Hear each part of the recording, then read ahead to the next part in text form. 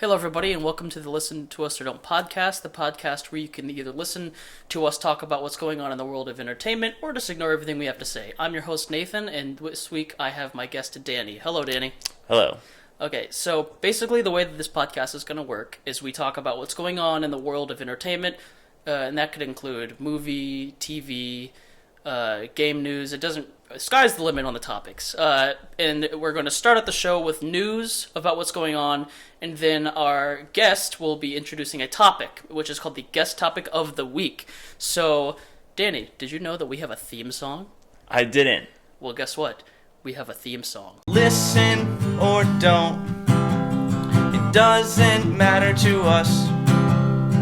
Either way, we're gonna make this podcast, so let's discuss.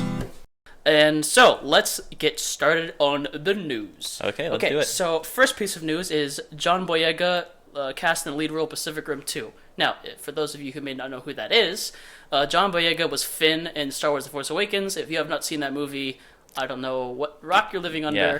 You're in the wrong podcast. Go watch the movies. Pause the podcast and go watch the movie. Come back to the podcast. Absolutely. You got it right there. Yeah. So he's been cast in the lead role as the son of Idris Elba's character from the first movie. Spoilers: Idris Elba's character in the first film passed away at the end of the movie, sacrificing himself to beat the great kaiju. And yes. So John Boyega's been cast in the new movie. What do we think about this, Danny? I think he's a great actor. He was really good in The Force Awakens, and I'm excited. I'll probably watch that movie. Yeah, so you haven't seen the first one. I haven't seen the first one. Okay, it's really good. I heard it was good. It's good, not in the way you like a lot of other movies are good. It's good in the fact that it knows exactly what it is. Mm-hmm. It builds a world really well. It sets up a lot of different ideas and things. It's not one that you don't watch it like, oh man, I hope this gets best picture at the Oscars. Yeah. No, it's not really that kind of film. It's more of like you watch it for monsters beating the snot out of robots. That's what you watch. That's what you watch for. I mean, there's a part where a robot takes a ship and beats a monster over the face with it. I mean, come on. Yeah. What more do you want? The key thing is you gotta have the right expectations. If right. you go in expecting a different movie and you want something else, then you're not gonna get it. But right. So yeah, that's pretty cool. I was really excited. He's a really, he seems like he's a really talented guy. I really liked him in Force Awakens. I've not seen Attack the Block, which is another film he's in. I've heard he's really good in it though.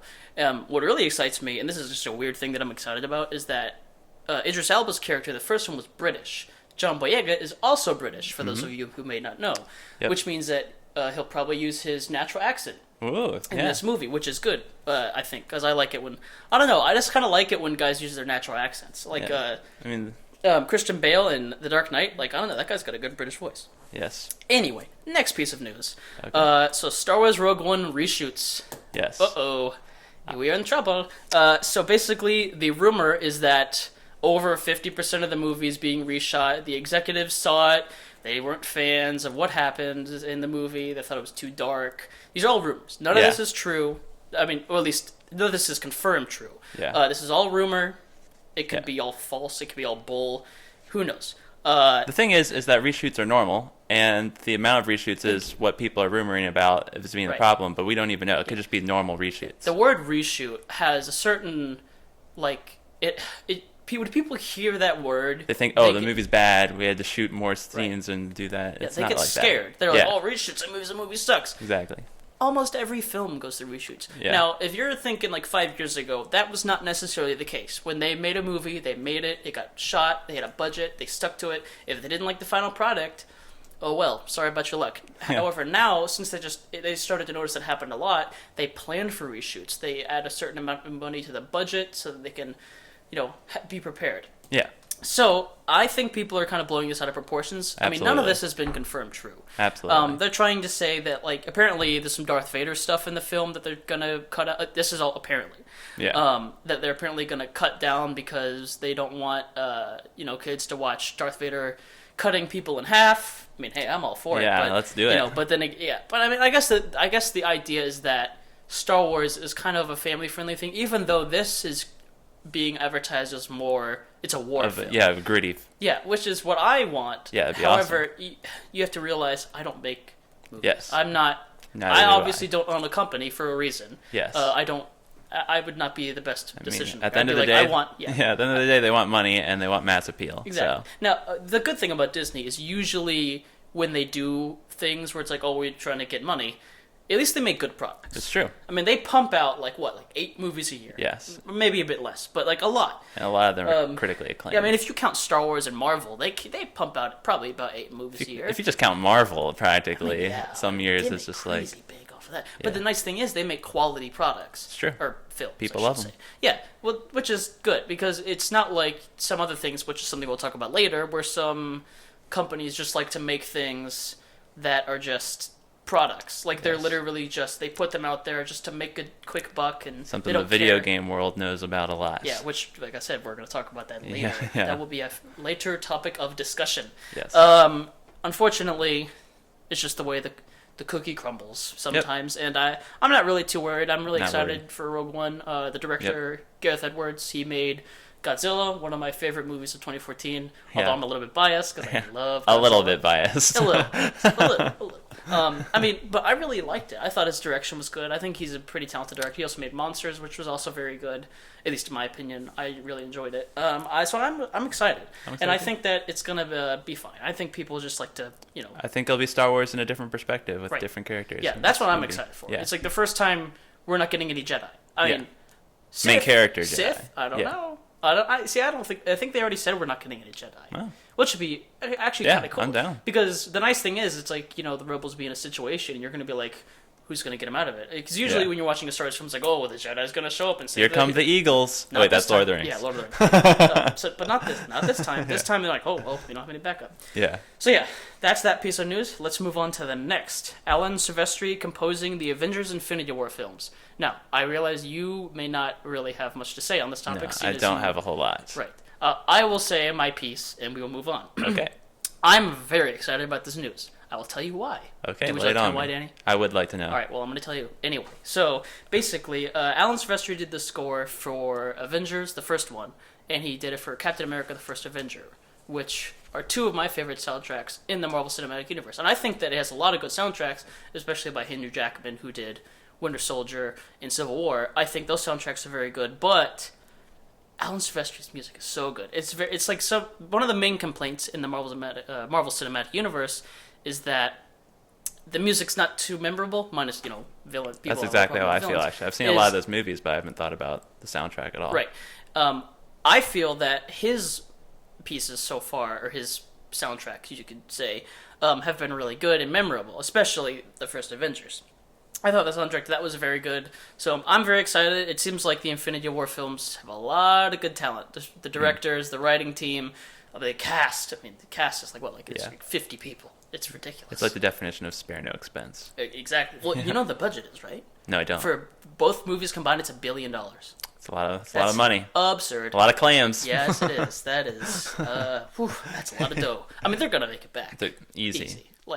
They're probably gonna make it back on the first Avengers. I mean, they could ship out a turd and still make a buttload of money. At least for that one. That's true. See, it's not like the 20th Century Fox Marvel movies where it's like Fan-4-Stick, which is what I call it, because that's what they put on the posters, so that's the name of the movie.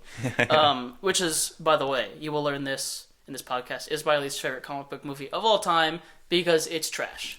It's not even fun to watch. It's not even like Batman and Robin, where you can watch it and just enjoy yourself. And laugh at it. Yeah, you can't. It's just bland, boring crud. It's so bad.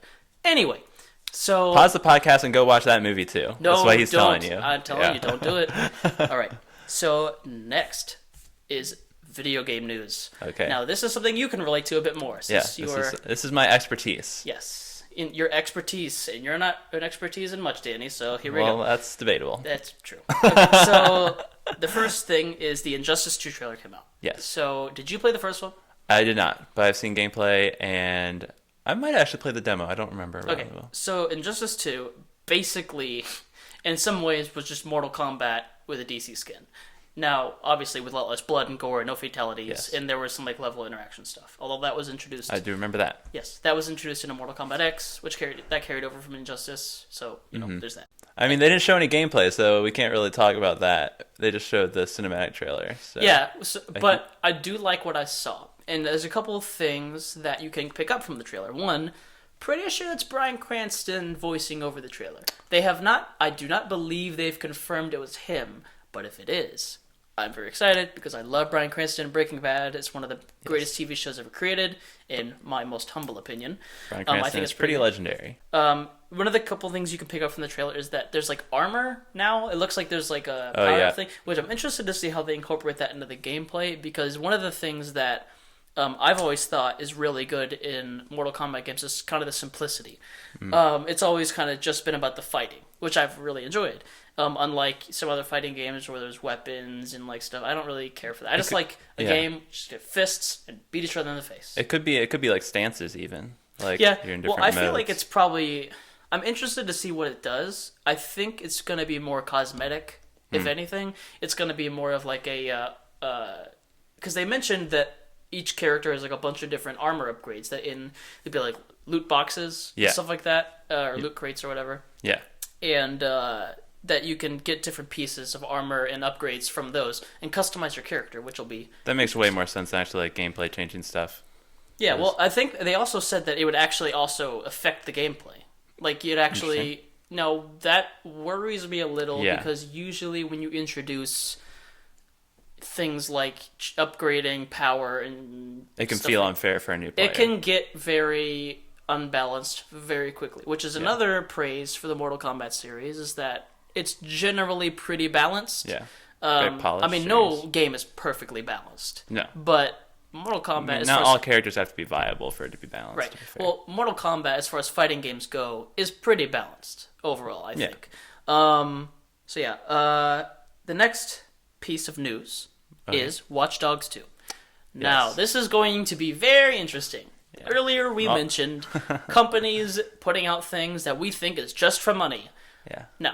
I'm already smiling because I have a lot to say on Watch Dogs. Yeah. What do you think about this trailer? I think that, genuinely, I think Ubisoft has released a lot of crap lately. And I think that by delaying games, by pushing games out, and making more time to actually work on them, I think these next few games they release are actually going to be good quality. Because Watch Dogs 1, let's face it, wasn't the best quality-wise. Yeah, Assassin's Creed Unity, not best quality-wise. I think it was more of a... it wasn't great. It was a disappointment, especially for what they promised. They set too high expectations at the first E3. Agreed. I mean, how many years did they announce it before it actually came out? It felt like 2 or 3, at least. Years. A long time. Yeah. Which is so weird. I'm thinking that they aren't going to set our expectations too high. I think they learned that people don't like it and that people are skeptical of Ubisoft already. I think they're going to try to do an EA thing where they try to win back the fans a little bit. And I think they're going to push out an actually finished top quality game. Right. So, yeah, I tend to agree. I think that my problem with the game is I played the first Watch Dogs. I didn't hate it. I didn't love it. It was kind of one of those, it's fine. Like, you play it for like a week, and then you're like, yeah, whatever. Although, for me, that's a lot of games, to be honest with you. And some people listening to this podcast, well, that is very true. I have a tendency to play a game for a week, be like, oh, this is pretty fun, and then just drop it. And I go back to Rocket League and other things like that. I barely made it out the tutorial. I just felt like more of the same to me. It was kind of... I don't know, I thought it was a little boring. Yeah, the driving I was feeling the same way. Terrible. I felt like the main character, as far as what they introduced, was not interesting to me or exciting. I didn't care what he did or what... It just didn't grab me from the beginning, and that's kind of why I fell off immediately. Yeah, well, it seems like they're trying to fix that because now it's going to be a bit more fun, which I think the first one was incredibly dreary and just depressing. Yes. The world's like, oh, everything sucks. Technology. Yeah. Oh, technology. It's just, I don't know. My family hate me.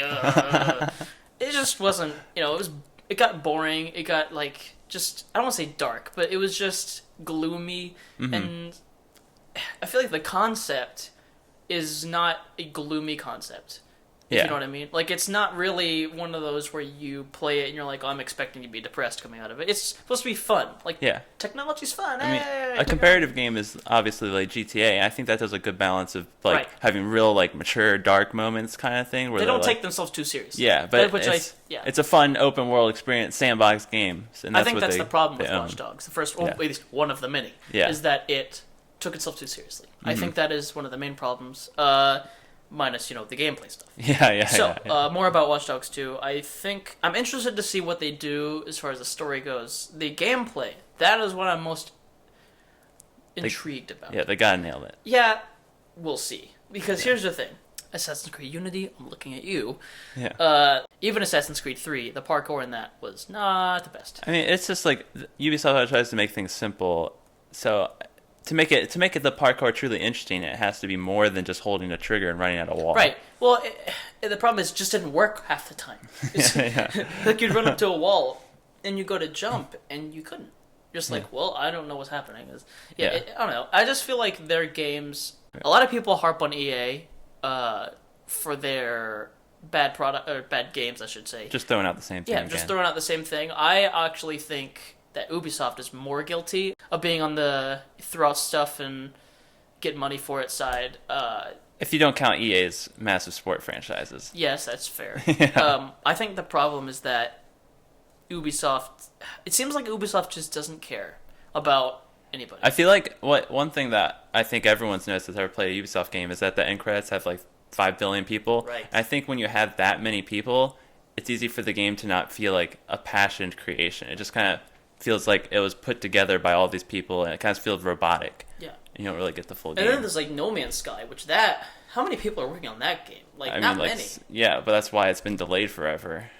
It was If just it's delayed good, I don't again, care. and you heard the guy that made it was getting like death threats when he delayed it. Yeah. Yeah. Which, I mean, is what people making death threats over a video game. Come on. It's stupid. Especially Movies, when he's just making it better. It's not like he can cancel it. Yeah, It's just trying to make the game better. Thank you. Like, now, there are times where, like, I remember Assassin's Creed Unity, I think it was, I could be wrong, I think it was like 3 weeks before release they delayed it. That's not good. They should delete it a year instead of whatever they did. Ooh, that game did not turn out well. No. And I was an avid... Funny glitches, though.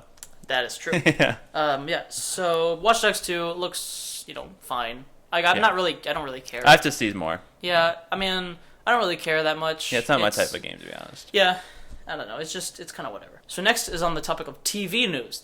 We just have one piece that I thought was pretty interesting, and it's that Superman is going to be featured on Supergirl season 2. Now, that is from the CW. You watched Arrow, right? Yes, but I've never heard of Supergirl before. You didn't know it's a TV show? I didn't know it was a TV show. It's a TV show. It was on CBS, I believe, and they're putting it over on the CW. They had a big crossover with The Flash, which, by the way, if any of you have not seen The Flash, please do yourself a favor and watch it. It's so good. Arrow, I say watch it until the mid-season finale, season 3, then act like it ends there, because the rest is just not very good. You hear the Arrow subreddit the Arrow subreddit literally changed what TV show they're watching. No, trust me, I know about that. So, Superman and Supergirl. I'm very interested to see who they get to play him. Now, are you familiar with Smallville? I've seen commercials. Okay, so it came out years ago. It was on the CW. It was a show about Clark Kent growing up in Smallville, dealing with his powers. I would say Superman, but he really wasn't Superman. He was just Clark Kent. Like, it was one of those shows where it's like you didn't even see him in the costume until the end, which is kind of. I mean, to be fair, I've seen many commercials. I didn't even know it was related to Superman. So that should tell you enough. I'm interested to see if they're gonna bring Tom Welling back, the guy who played Clark Kent in Smallville, because it was also on the CW. Mm-hmm. I don't know. I mean, I did not watch season 1 of Supergirl. I guess because I already watch enough TV shows for me. Now, enough TV shows for me is like 5 TV shows at a time. I can't handle more. I get so distracted. I can't keep up with it. Yeah. It's so hard. Like, I started Brooklyn Nine-Nine, and then I watched probably halfway through what season is it on? 2? 2 or 3. 3. Whatever the newest season was. Yeah. And I got halfway through it, and then I just lost track. I will probably watch it since it's moving over to the CW, and I enjoy what they're doing over there for the most part, minus Felicity and Friends, Arrow. I'm not big on that, especially the most recent season finale. I thought it was trash. That's what I heard. Yes. So. Wait, one more thing that's cool about TV shows. You probably saw it, but the Game of Thrones season finale is confirmed to be 69 minutes long. 69 minutes. Wow, Which that's is like the longest episode ever.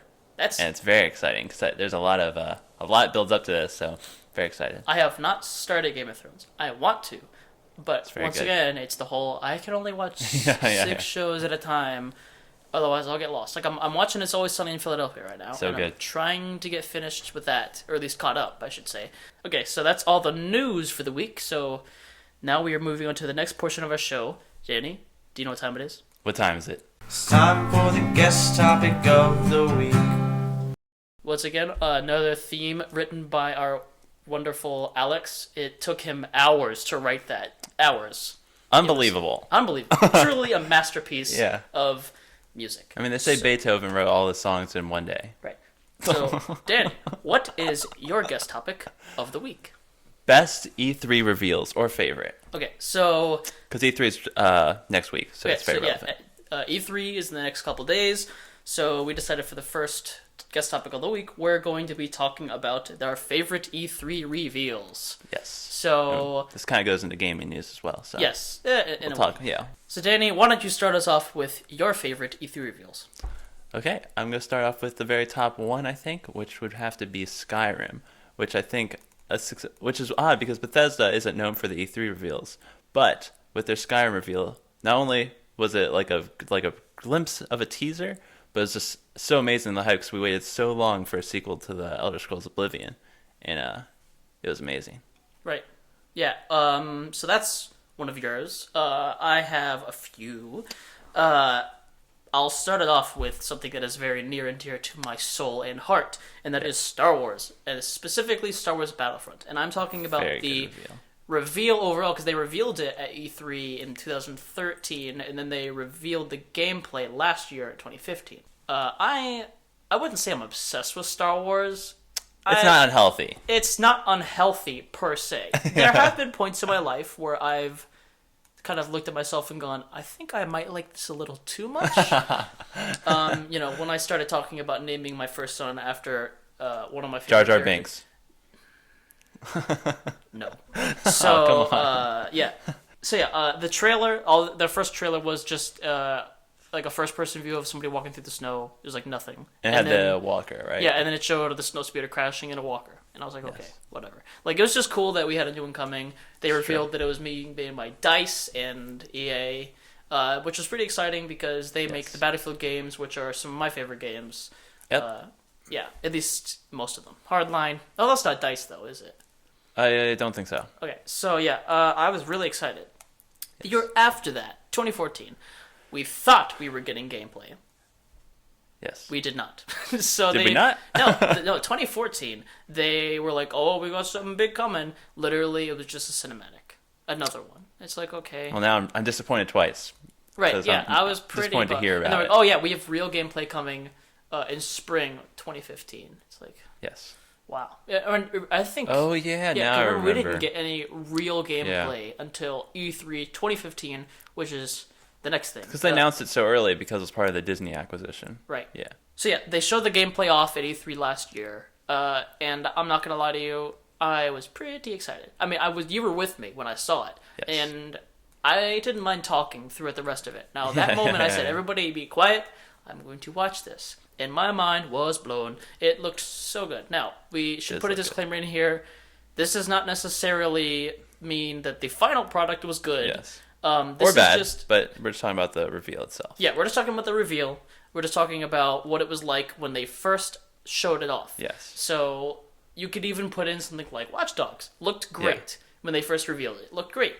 Final product, not so much. Battlefront, you could probably put in the same kind of category. Just disappointing. Not bad, disappointing. Not as disappointing in the sense that they didn't reach the same scale they wanted. It looked the same at the end product. It just wasn't enough content, which is different. Yeah. Yeah, which, is kind of... It's a good complaint to have, not enough content. It means they started with a good base. Right. It was pretty exciting. It's getting to see all the different things like first-person TIE fighter flying, a snowspeeder, AT-AT. They finally showed off that you could switch views. I think they had already confirmed it, but it was just cool to see. You get to see Luke Skywalker in his Return of the Jedi outfit, which is suspicious because it was on Hoth, and I'm like, that's not the right outfit. And then they changed it much later down the line, so... all is forgiven. All is forgiven. Nathan has forgiven and the you. Star Wars nerds came out of their rooms to complain. So yeah, it was pretty exciting to see all that stuff. The graphics were great. Sound was great. Yes. It made me really excited for what was to come. Yep. So yeah, that is my first one. Danny, do you have another? I think I would be remiss to not say Mirror's Edge Catalyst when it was first announced. Yes, you have been known to talk about this game every once in a while. Yeah. I try not to bring it up too much. Yeah, okay. I keep it inside a little. To give you guys some backstory, this man is obsessed. Now, let me... Yeah. Now, before you say anything, I'm going to tell the truth now. Before they announced the second game, all you would say is, I want a Mirror's Edge sequel. I want a Mirror's Edge sequel. That's because not you true. love... Yes, it is. Because you love the first one. Is that not I true? did love the first Yes. one. And I would argue you were borderline obsessed. It's not borderline obsession. It's like I was just a huge fan, and when no one else is a huge fan, it makes you seem like an even bigger fan when you're a fan of something that no one else is a fan of. I guess that's a good Around you. Not to say there's a lot of really hardcore Mirror's Edge Yeah. fans. I would Well, say I'm in the yeah. top 2%. Yeah, that's understandable. That's Yes. I really liked it because everybody knew that the first Mirror's Edge didn't sell as well as they were hoping. It did sell well. Eventually, it did sell well, which is why they were able to make a second one. But, I mean, the game just came out last week, and it's what? It came out on this. It came out this week. Yeah, it came out 8 years later, and we didn't get an announcement till like 4 or 5 years later. So I was about to give up hope. Right. Well, now you know how I feel as a Half-Life. Yeah. You don't even know. It's like everybody makes jokes. Oh, Half-Life beacon for it. But like it's not even funny, man. And now It hurts my feelings. that all these reviewers are all up in here, and people aren't playing Catalyst as much. I mean, I want to see the sale numbers first, but I'm just really hoping people play the game because it is really good. And that's not just coming as a Mirror's Edge fan. I just think it's a good game. If you like the first Mirror's Edge, you will definitely like Catalyst. Give it a shot. It's really fun, and hopefully they continue on with making more. I played the beta, and I'm not going to lie to you. I was not big on the first one.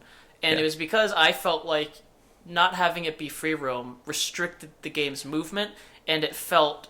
I wasn't big Yeah. on the linear kind of esque way that they did it. It's just... Personally, I thought that the free running mechanic would have worked really well in a free roam environment. Yes. The new one is free roam. It's a lot, to me, it's a lot more fun. It's like half free roam, but yes, it's very free roam. It's exploration. Yeah, and what's exactly. Fun, what's nice is you can go to different objectives different ways, and that's Yep. nice. It's fun to be able to go different ways, and And you know what drove me absolutely nuts? The first game, that was like the main, the very common criticism. A lot of people were like, we want free roam, we want choice, we want open world. So then Catalyst comes out. I'm on our game subreddit. Like one of the most upvoted comments is like, "Oh man, why do they have to put open world into all these different games and stuff?" I'm like, the first game, that's all anyone wanted, and now when you get it, I mean, they're not the same people, but like, you can't complain about it if that's what everybody asked for. I mean, that's just the way the cookie crumbles. Once again, Yeah. it's just people. Just drives me Nobody crazy. is ever fully satisfied. Just You're drives me never crazy. gonna please everybody. Yeah. Sometimes you just gotta pick your battles and choose which ones to win. Yeah. Choose which ones to lose. Point is, great game. Yeah. Well, I see. To even just tell you how bad the release has been, I went to Target the other day just to check it out, just to look at it. I wasn't gonna buy it. I was there to pick Zootopia up. Great movie, by the way. So I was there. fine. I went to Target to pick it up, right? Uh-huh. And this just should tell you how bad the release was. It wasn't there anywhere. It Oh wasn't my even gosh. out on display. They had nothing. Literally nothing. I was Yeah. kind of... I think EA gave up on the game before it came out. I'm really hoping that at this E3 they have something to show and that people see it. Because I'll be honest with you, I'm kind of disappointed they didn't go with the original title for it. Mirror's Edge, please buy this one. yeah, Yeah, please buy it. Please. Buy it this time. please. Yeah. People yeah. put so, their heart and souls into it. Yeah, so Do that's... you want EA to just crank out Battlefields? No, you don't. So buy it. Right. Yeah, well, speaking of games that are near and dear to our hearts, Halo. Oh, yes. Okay, here we go. I'm going to try not to put my feelings about the finished product in this particular reveal. I will. Halo 4, when they were first showed it off, it had Master Chief in like a cryo tube thing, Yes. which is where we last saw him at the end of 3. Legendary ending. Yeah. Wait, I thought... Didn't they... No, I thought the legendary ending just showed... Showed him in space. And then the normal ending, it doesn't show him in space. I'm pretty sure I'm right. I don't remember. Yeah. But anyway, so, yeah, one of my favorite games. I can't even Yes. remember. That should tell you enough about me. Anyway, so yeah, Master Chief gets out of the cryotube. Cortana is there. Oh, something's happening. He flies through with his little jetpack, which ended up being one of the problems with the game. And then he finally gets his little sticky detonator, shoots it, blah, blah, blah. I like that Halo gun a 4. lot, Everybody went mad. I was so excited. Like, I remember up until release, I watched that trailer so many Even times. Eric was excited. He doesn't get Eric excited was- about a Even lot of our things. friend Eric was excited, who is a die-hard Halo fan. Since Halo 4 came out, not so much. I think it literally crushed his soul. I don't think I've seen him get excited about anything since then. He refuses to get excited about anything. Yeah. The last thing he was excited for was Star Wars: The Force Awakens. It destroyed him. Yes. And even then, he was like, "I'm kind of excited." I figured he would dislike it because he just which I can understand. Here's what you did 343. It destroyed a little boy's soul. When you get burnt so many times, yeah, especially when 343 can't even make a full game that works. So Halo 4, pretty awesome announcement. Not the best execution, but once again, we're not talking about the execution, we're talking about the announcement. So yeah, that's one of mine. Danny, what is another one of yours? Okay, so one of my favorite reveals of all time, or at least in the top 5, would have to be Fallout 4. I know that a lot of people feel the same way because that game sold like hotcakes, and I think a good thing that Bethesda did is that they announced the game only 6 months till the game came out. So, I don't know. Not long. They were like, they're like, here's this little iOS game everyone went nuts for, and they're like, and here's the big thing, because there's not a 2-year wait. It's really easy to get excited when you know the game's just around the corner. Okay, one of my favorite things that they did, and I think we all kind of saw it coming, because they did it for Fallout 3, I believe, is that they were like, oh yeah, here's gameplay. By the way, it comes out in like 4 months. Yes, everyone's like, people went crazy, bonkers. Which I mean, I kind of expected that to happen. I was like, oh, it's probably going to be released in November. Like, there's yeah. I mean, they had been working on it for how many years? Like, I mean, Bethesda always does that. A long time, because it got the first. I mean, not the first one, but Fallout 3 got released in 2007.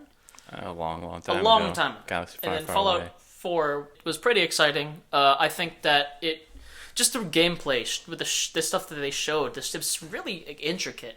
Yeah. And it made me pretty excited. And I'm not really big on those, like, explore, pick all this stuff up. I like just doing... I mean, I'd never played a Fallout game before that, and I was pre-ordering away. Yeah.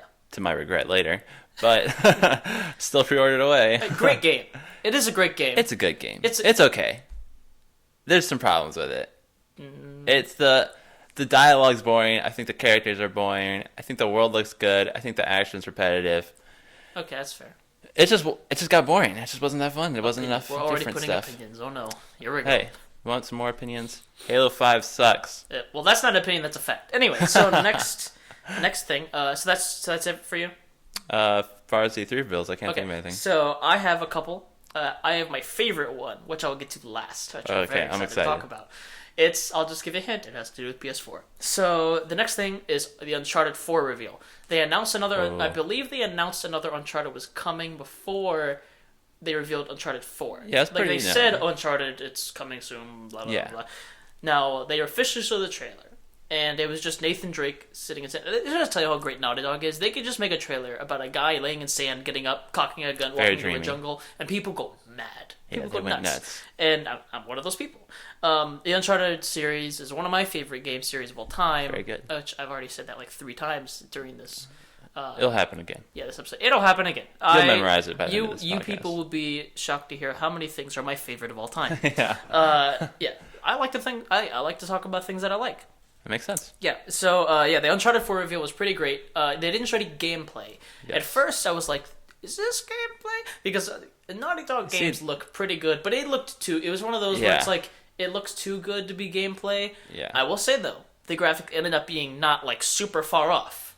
They look pretty great. If you compare, they definitely aren't as good. Obviously, but yes, there's obviously a difference. It still looks very good. It looks great. Naughty Dog is a master at getting the best out of a console. So. Absolutely, I completely agree.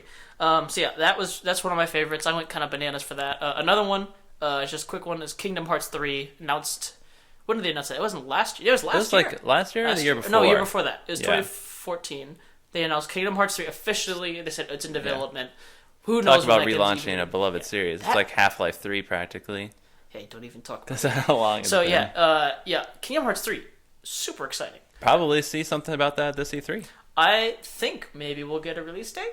Ooh, that'd be very exciting. Yes, it would be. Did you play the original Kingdom Hearts games? I have not. You have not. They are very good. I mean, I would say pick them up and play them, but I think the only way you can right now is either own an original PS2. They're quite dated. Or play it on the PS3, which I don't know if you can. Yeah, there might be emulators for it. I don't know. I don't know if this is out there, but I'm pretty sure it's not. I would love a remaster collection on the PS4. I'm just saying. You know, they probably will, and I will play that probably if it does. They're good games. Yeah. I mean, they're. I hear great things. Yeah. I just love anything Disney, man. It's so good.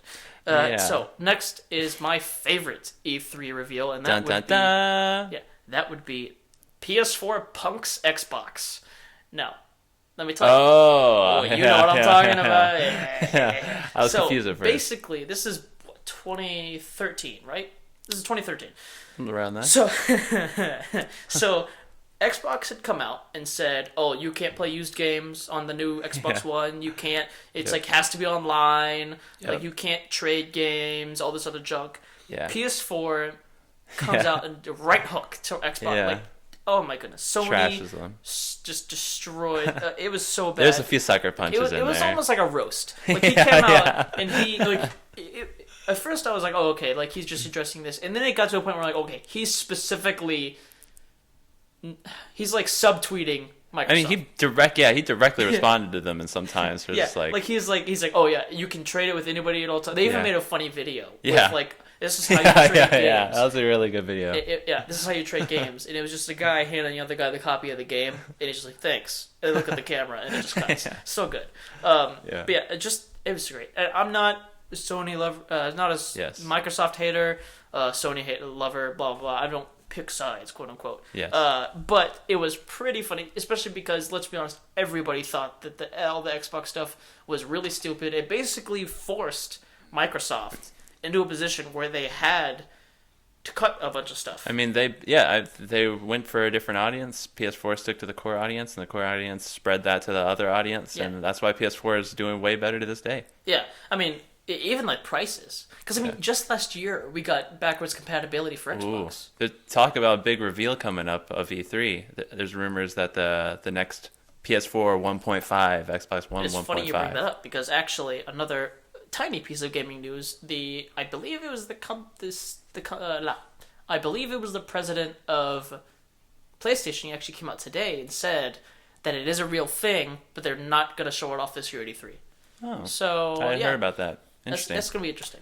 So that's everything we have as far as E3 reveals go. Now we're going to talk about what we think is going to be revealed at E3. Okay, yeah, big ones. Big games. What do you think is going to be revealed at E3? I think that Skyrim 1.5 is going to come out with just Skyrim Remastered. Is obvious. I think all the console people will be very excited. Obviously, people on PC have had mods that made it look even better than it will now. They've had Skyrim 2 for like... basically. Yeah. But it's very exciting for them. They'll probably do the Fallout 4 thing where they're like, mods are on console now, check this out. And did Fallout mods ever even come out? They did, but the thing is that the actual people that make the mods have to specifically make them for the console. So that's actually really annoying because people from the console will like just comment on like, they'll be like, "Oh, please make this for Xbox." And apparently it's really annoying. So it's a thing. I don't know how great of a thing or big of a thing it is, but it is a thing. Right. Yeah, I'm interested to see if Red Dead gets announced. Oh, yes. I feel like it probably will, because there's been... It's kind of one of those things where when you hear so many rumors about something... Like, it's kind of like when Spider-Man... There were so many rumors about him joining the Marvel Cinematic Universe. People... It got to a point where it's like, okay, there's so many rumors and so many people talking about it from so many sources... There's got to be some levity. Obviously, there ended up being truth. I mean, when did the original Grand Theft Auto 5 come out? Huh? When did Grand Theft Auto 5 come out for the 360? That was 2013. I'm sure they didn't spend much time porting it to the PS4 and Xbox One, so they probably had a big development cycle for this. Well, I mean, and they probably have a different... I mean, it's kind of... Rockstar's a pretty decently large company. They probably have another team working on Red Dead. But then they always... Once the game's finished and shipped out, then they move people over, so... I'll be interested to see if they actually make a remastered edition. Which maybe. I feel like they probably will, because it's an easy way to make money. I'll buy it, probably, because I love Red Dead. I would be kind of disappointed if they did do that, considering they already did that with Grand Theft Auto 5. I mean, I know... I really just want the new game to be like, here it is, it's coming out this year. That'd be pretty cool. Yeah. Yeah, although with Rockstar, they'll be like, it comes out this year. Oh, wait, actually, next year. Oh, wait, Psych. It actually comes out, yeah. And then the online will be like 2 years after that. Yes. Because, they love that stuff. It was certainly a fiasco. So thank you for tuning in for our first episode of Listen to Us or Don't. I would like to thank our guest, Danny, for being the first guest on the show. Good to be here. Yeah, we've been working on this show for a while. I mean, sort of on and off a bit. We've had a lot of ideas. It just kind of, we finally got around. It's easy to push things off, you know? That's very true. You can look us up on facebook.com/listen to us or don't, or you can go to our official website, which would be listentousordon't.podomatic.com. So be sure to give us a like, subscribe, share with your friends, or don't, Whatever you feel like. Yeah, whatever you feel like, hey. We're pretty chill. Yeah, I'm not your father. I can't tell you what to do. We hope that you enjoyed it, and we can't wait to see you next week. Yep. All right, see you guys.